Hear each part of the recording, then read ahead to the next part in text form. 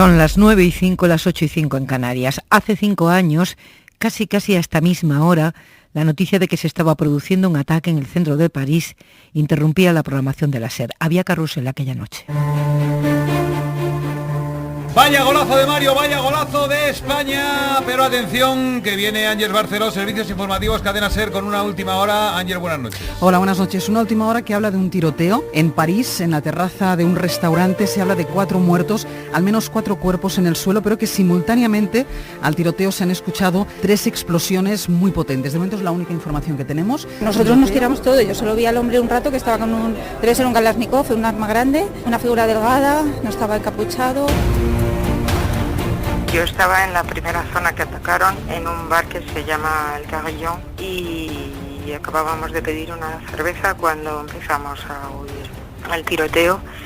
Inmediatamente todo el mundo se tiró al suelo y pues cuando levantamos la cabeza yo tenía al chico que estaba justo a mi lado con un tiro en el costado porque las balas atravesaron los cristales. Appelez chacun a la responsabilité. Debemos llamar a la responsabilidad de todos. Lo que los terroristas quieren es asustarnos, sacudirnos con el temor. Hay en efecto por lo que asustarse, pero hay de cara al temor una nación que sabe defenderse, que sabe movilizar sus fuerzas y que una vez más sabrá vencer a los terroristas. Saura vaincre les terroristes. En estas horas de duelo queremos decirle a nuestros amigos franceses que estamos con ellos, que cuentan con nosotros, que sentimos su tragedia como nuestra y que estamos juntos con todos los demócratas del mundo en la defensa de nuestros valores. No estamos ante una guerra de religiones, sino ante una lucha entre civilización y barbarie. Por eso, hoy todos somos Francia.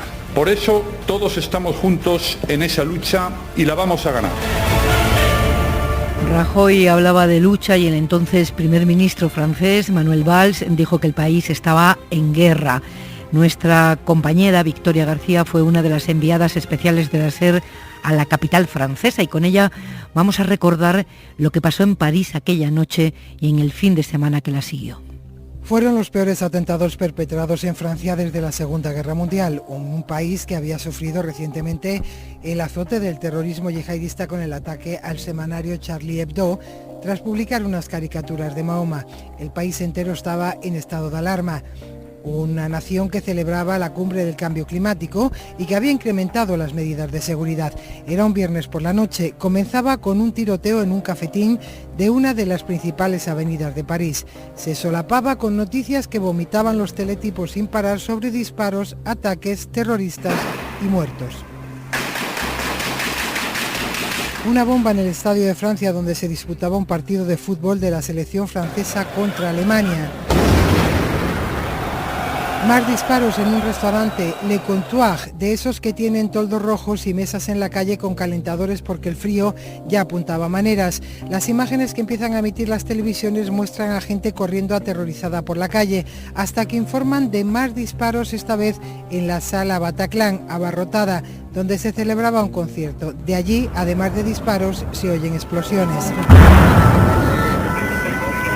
2 horas de asedio con los terroristas dentro y decenas de rehenes. Algunos pudieron escapar por las ventanas, había españoles dentro de la sala y esto fue lo que nos contaron en la cadena SER. Estaba tumbada, la disparaba, o sea, realmente fue un horror. En esos mismos minutos una llamada de mi jefe diciéndome que preparara la maleta, que me iba a París. Llegamos a primera hora del sábado, la ciudad estaba en shock. Comenzamos a recorrer los lugares donde los terroristas habían provocado la peor matanza.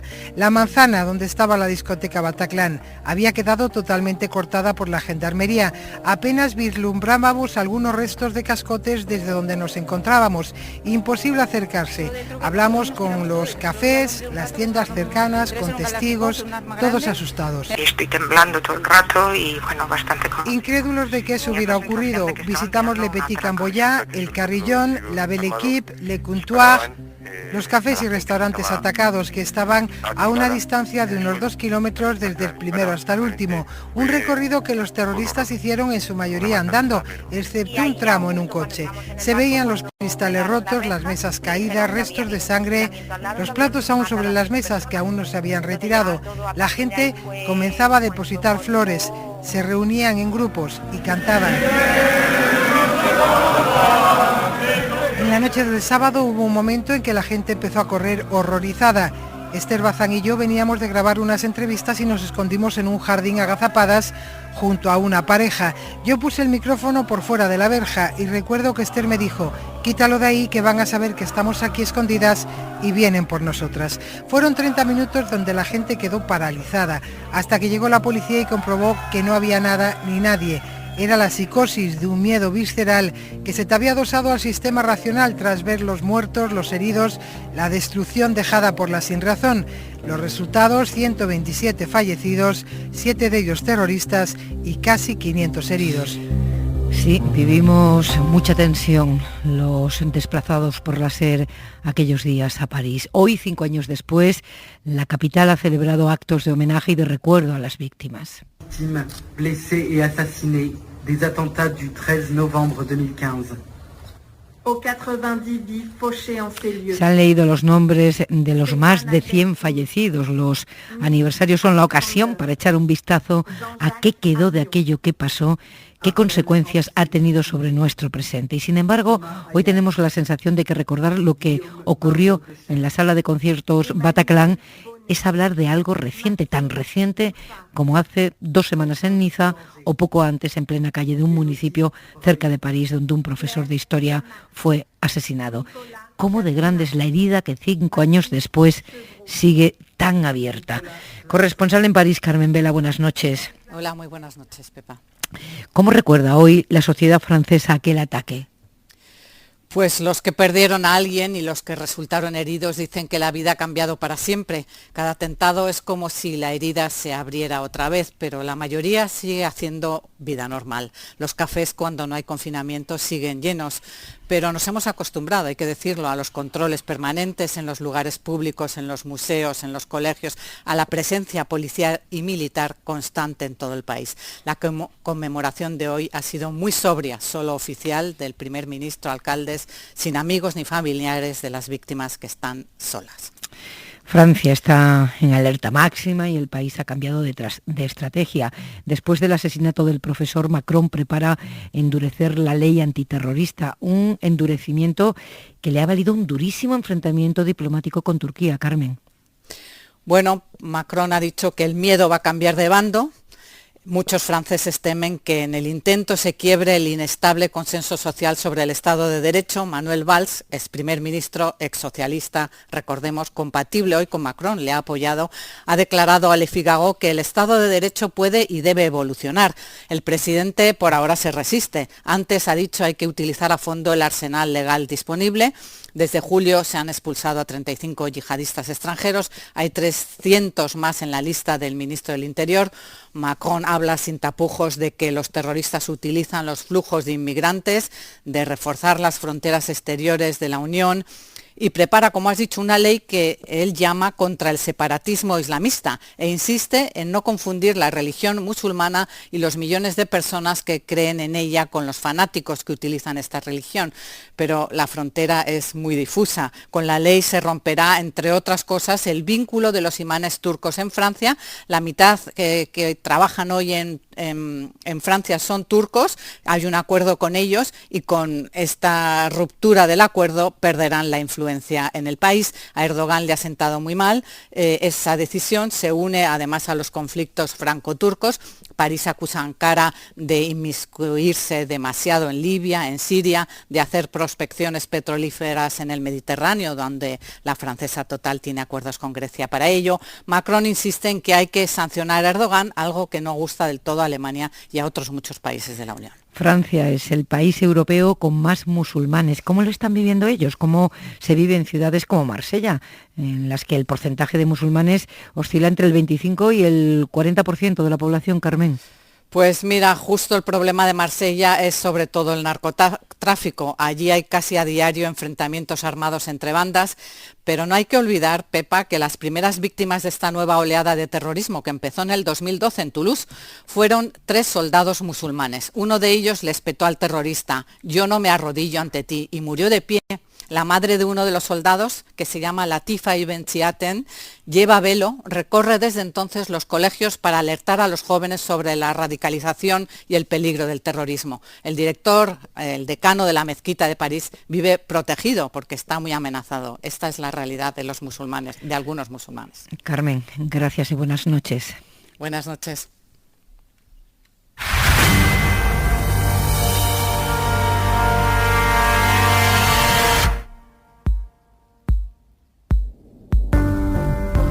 Llevamos semanas con los mismos debates de entonces.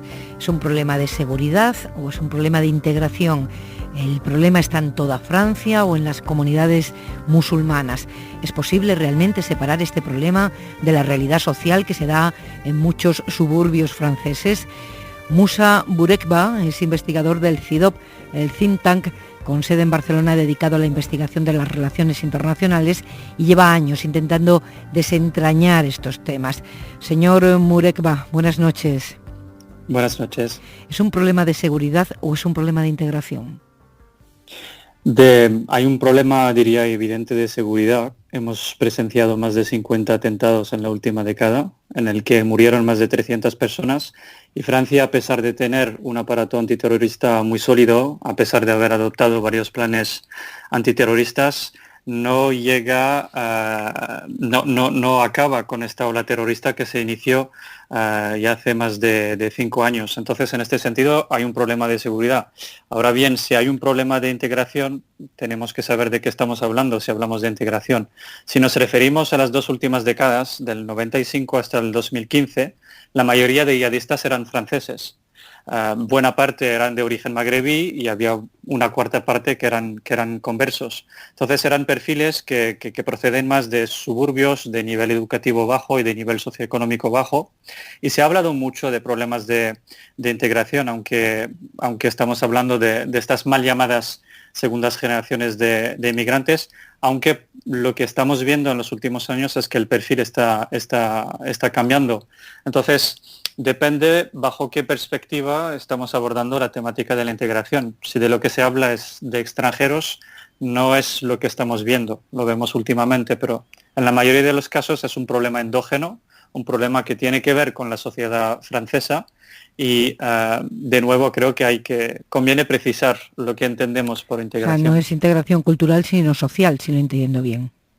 Yo creo que el prisma social nos ayuda a entender mucho mejor lo que está sucediendo, porque cuando vemos los perfiles de terroristas yihadistas que atentaron en las 2 últimas décadas, lo que estamos viendo es terroristas que proceden esencialmente de las llamadas banlieues francesas, de suburbios donde la tasa de desempleo alcanza el doble o incluso el triple de la media nacional, y con problemas estructurales extremadamente fuertes. Ahora, si de lo que hablamos son los últimos atentados que hemos visto en Francia, es otra temática, porque los 3 últimos atentados a los que se refería justo antes han sido perpetrados por recién llegados o incluso por una persona que tiene el estatuto de refugiado. Esto quiere decir que es muy difícil responder de forma categórica a esta pregunta, porque estamos asistiendo a una creciente diversificación de los perfiles de terroristas franceses, con lo cual no hay un patrón inamovible de explicación.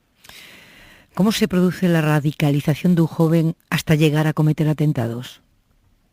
Pues es extremadamente difícil hablar de forma general porque, como decía, existen perfiles de radicalizados, no existe un perfil dominante, pero y de hecho la comunidad académica seguimos debatiendo acerca de las causas que desencadenan un proceso de radicalización, pero sí observamos dinámicas recurrentes, se diría esencialmente 4.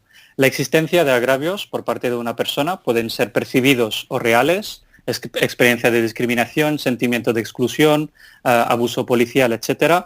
La necesidad de formar parte de un grupo, de una familia, de sentirse valorado. La ideología, porque conecta realmente, me explica los agravios de los que sufro y los vincula con un marco más global. Y finalmente el papel de las personas, las que reclutan, ¿no?, a los radicalizados. Y además diría que lo que casi sistemáticamente vemos en el perfil de joven radicalizado es una triple ruptura, casi sistemáticamente. El joven radicalizado se va a aislar de sus amigos, porque no comparten su ideología, de su familia, que incluso si es musulmana es demasiado laxista a ojos de su ideología ultra rigorista, y finalmente una ruptura con la comunidad musulmana considerada como cobarde por no aplicar, digamos, esta ideología tan radical que les atrae. Muy interesante esa diversificación de perfiles que señalaba nuestro invitado Musa Burekba. Muchas gracias y buenas noches. Gracias a usted. ¿Cómo afecta lo que sucede fuera de Francia a la situación en Francia? ¿Se puede separar la situación de Irak, de Siria, de lo que está ocurriendo aquí al lado? ¿Qué queda del Daesh en esos países? Saludamos ahora a Jesús Núñez Villaverde, que es codirector del Instituto de Estudios sobre Conflictos y Acción Humanitaria y que escribió un libro precisamente sobre este asunto, Daesh, el porvenir de la amenaza yihadista. Núñez Villaverde, muy buenas noches. Hola, buenas noches. ¿Cuál es el porvenir de esa amenaza que es tan presente en Francia?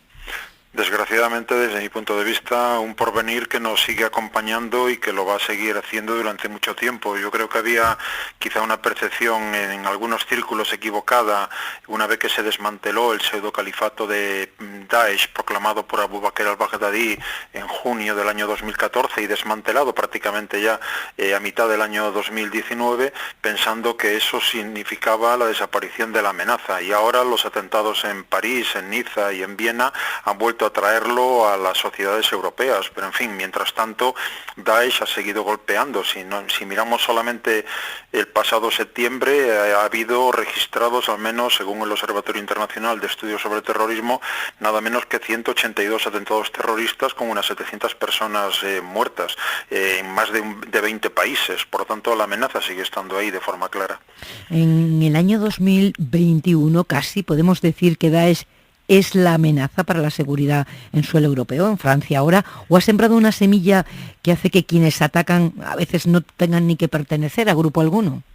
Efectivamente, la semilla creo que es lo fundamental, porque aunque se desmantele un pseudocalifato, como ocurrió en su día en Afganistán, como ocurrió en el norte de Nigeria, en Somalia y con este que antes mencionaba, el hecho es que se trata de combatir una idea y por tanto ya no hay que pensar solamente en atentados tipo 11 de septiembre del año 2001 en Nueva York y en Washington, sino lo que ahora cabría calificar como terrorismo de bajo coste. Lo estamos viendo, una persona con un cuchillo o con un automóvil que se empotra contra una parada donde haya población civil absolutamente desarmada, o robando un vehículo y dirigiéndose hacia una aglomeración de gente. Por lo tanto, un terrorismo desde ese punto de vista más fácil de poder conseguir sus objetivos, creando ese clima de terror que es lo que buscan como elemento fundamental y el impacto mediático que suelen suponer, evidentemente con menos, si se quiere, menos letalidad en el sentido de que tienen menos capacidad, menos cualificación, porque son individuos que en muchos casos ni siquiera han ido nunca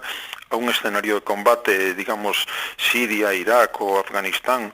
Luego esa semilla la tenemos dentro y ese es parte también del problema. No es algo que venga de fuera, sino que, como hemos visto en muchos casos, se trata de personas que han nacido y han sido educadas en territorios occidentales y europeos y que tienen esa radicalización que les lleva a optar por la violencia y se sienten inspirados por una idea.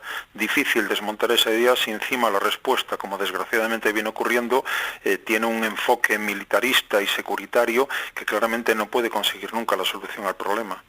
5 años después seguimos con el debate sobre si hay un problema de integración, debate sobre la laicidad, sobre la marginación del diferente. ¿Qué hemos aprendido en este tiempo? La verdad que desde mi punto de vista bastante poco, porque como digo, ese debate se sigue manteniendo sin respuestas claras todavía, pero lo que en términos reales, fácticos, venimos comprobando desde hace años es que se sigue insistiendo en un camino equivocado, que es, como decía, ese enfoque securitario. O sea, bastaría con ver que la invasión y ocupación de Afganistán y de Irak, las operaciones militares, si pensamos ahora mismo en Malí, con varias operaciones simultáneas, unas lideradas por Francia y otras con bandera de la Unión Europea desplegadas en ese país, en ningún caso han conseguido erradicar el caldo de cultivo que hace que detrás de cada individuo eliminado venga otro. Hoy mismo Francia ha dado a conocer la eliminación del líder del grupo de apoyo al Islam y a los musulmanes, que es la entidad principal de Al-Qaeda en el Sahel. En junio se había eliminado a Abdel Malek Drukdel, el jefe de una de las principales jativas en la zona. Incluso hoy mismo hay fuertes rumores de que quizá Ayman al-Zawahiri, el líder máximo de Al-Qaeda, puede haber fallecido por causas naturales, y como en su día lo fue Bin Laden. ¿Quiere decir que la eliminación de esos individuos ha servido para desmontar la amenaza? Pues claramente no. Luego, si no hay una aplicación desde mi punto de vista de estrategias sociales, políticas y económicas que acompañen al esfuerzo militar aquí y allí, es decir, si solamente se atacan los síntomas, que es eliminar a individuos que se han radicalizado hasta la violencia, y no se atiende a ese caldo de cultivo, pues nos vemos obligados a vivir nuevamente las mismas situaciones y, en el mejor de los casos, ganar algo de tiempo. ¿Se puede afirmar que toda Europa está en la misma situación de riesgo que Francia? Desde luego ya estamos y desgraciadamente seguiremos estando en la lista de objetivos. Es bien claro, cuando analizamos cuantitativamente esa amenaza en términos de vidas humanas que se pierden, que más del 80% de los muertos son ciudadanos de identidad musulmana, pero está claro que por unas motivaciones y por otras los países occidentales también están en esa lista de objetivos, ya digo, aunque no sea el principal. Si a eso se le añade, como decía antes, que el problema lo tenemos dentro de casa por diferentes motivos que llevan a esas personas a radicalizarse, pues creo que sí, que no solamente Francia está en ese nivel. Europol nos decía en el año 2019 que se desmantelaron 22 intentos de llevar a cabo un atentado, aunque solo 3 consiguieron llevarse a cabo, y en España, en lo que llevamos de año, van ya 14 operaciones antiterroristas. En el juicio por los atentados de Barcelona y Cambrils, que se celebra estos días en Cataluña, hoy ha declarado el padre de Xavi, un niño de 3 años que murió en aquella masacre. Creo y quiero que la muerte de mi hijo Xavi, que era tan bonito, y que toda la sociedad lo hemos perdido, todos hemos perdido a mi hijo, porque no sé si mi hijo sería el presidente del mundo, el primer astronauta que va a Marte, ya nunca sabremos qué sería mi hijo, pero quería que sirviera para algo la muerte de mi hijo, quería que sirviera para algo bueno, no para empezar una guerra. Por eso abracé un imán, por eso dije, cuidado con la comunidad musulmana, no ataquéis a quien no tiene la culpa. Está claro que en España no ha aprendido la xenofobia. La respuesta de las sociedades que sufren este tipo de violencia terrorista, ¿cómo influye en la gestión del problema? Desde luego es un elemento fundamental. Quien alimenta la islamofobia hoy en día, aunque efectivamente, como decías, en España no tenemos el mismo nivel de xenofobia que puede haber en otros países de la Unión Europea, la semilla también está aquí. Por lo tanto, tenemos que tener mucho cuidado con las alternativas para Alemania, UKIP, Amanecer Dorado en Grecia, los nuevos finlandeses, el reagrupamiento nacional en Francia, Vox en España, que juegan claramente a ese discurso xenófobo que plantea una polarización que puede ser muy preocupante. Por lo tanto, frente a eso, para mí, desde luego, hace falta mucha pedagogía política, una contranarrativa que explique que no estamos en un choque de civilizaciones. Acabamos de ver ahora, después de los atentados en París, declaraciones por parte de supuestos expertos franceses hablando de una declaración de guerra. Parece que volvemos otra vez al choque de civilizaciones de Bush hijo. En fin, creo que es un enfoque absolutamente equivocado. Se trata básicamente de romper esa idea de choque de civilizaciones, entender que esto no va de Islam contra Occidente, sino de individuos que entienden que la violencia es lo único que les sirve para resolver sus problemas. Eso es lo que hay que desactivar. Jesús Núñez Villaverde, gracias como siempre, buenas noches. Encantado, buenas noches.